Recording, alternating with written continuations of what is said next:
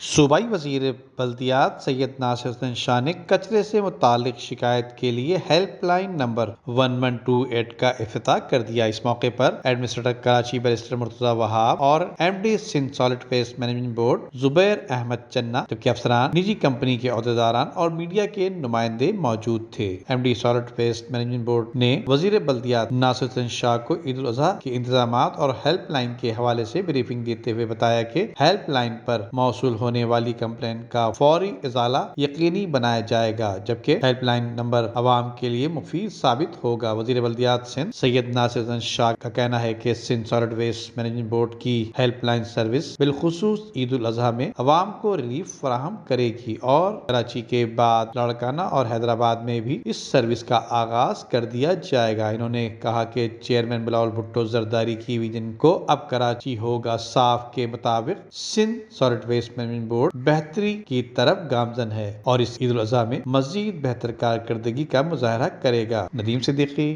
Metro 7 Pakistan. عمدہ میں پکائیں اور جی بھر کے کھائیں۔